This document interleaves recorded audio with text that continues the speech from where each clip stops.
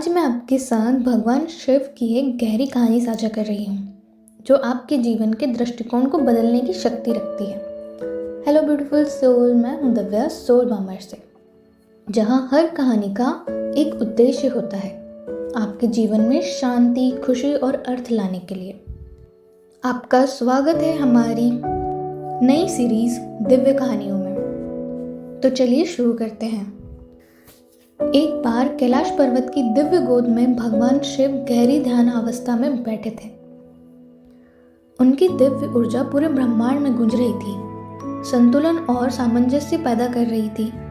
एक दिन जिज्ञासु शिष्य उनके पास आया, एक सवाल लेकर जो उसे लंबे समय से परेशान कर रहा था। शिष्य ने पूछा, महादेव, आपके पास सृष्टि को नष्ट करने, बदलने, बनाने की शक्ति है, फिर भी आप यहाँ शांत और स्थिर बैठे हैं, क्यों? शिव जी ने अपनी आंखें खोली जिसमें अनंत ज्ञान झलक रहा था। उन्होंने मुस्कुराते हुए उत्तर दिया, शांत रहना ही सभी शक्तियों का स्रोत है। जब आप स्थिर होते हैं तो आप अशांति को देख सकते हैं और उसके उद्देश्य को समझ सकते हैं। यही स्थिति से सृष्टि और परिवर्तन का जन्म होता है। शिष्य उलझन में था, लेकिन स्थिरता से क्रिया कैसे उत्पन्न हो सकती है? क्या क्रिया ही संसार को नहीं चलाती? शिव जी ने अपना त्रिशूल उठाया और उसे जमीन में गाड़ दिया। वहां से पानी की धारा फूट निकली, जो पहले धीरे धीरे बह रही थी, लेकिन जल्द ही एक उफनती नदी में बदल गई। फिर उन्होंने अपने हाथ से उसे छुआ और नदी एक बार फिर शांत धारा में बदल गई।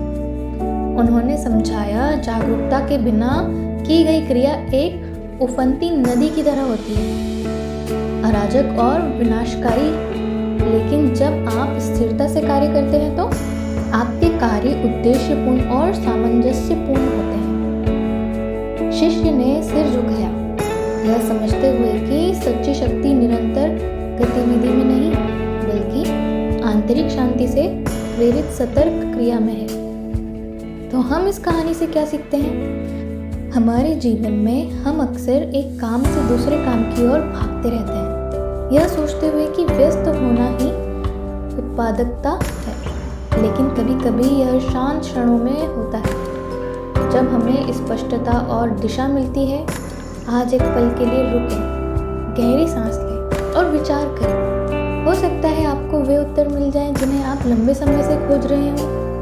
यदि कहानी आपके दिल को छू गई हो तो कृपया इसे लाइक और दूसरों के साथ शेयर करें। उन्हें इस संदेश की आवश्यकता हो सकती है। और सोल बामर्स को सब्सक्राइब करना न भूलें, जहां ऐसी प्रेरणादायक और उत्साहवर्धक कहानियां आपके लिए लाई जाती है। वीडियो को लाइक करें और अपने दोस्तों के साथ शेयर करना ना भूलें। मैं आपसे फिर मिलूंगी एक नई कहानी और एक नए उद्देश्य के साथ। तब तक के लिए राधे राधे।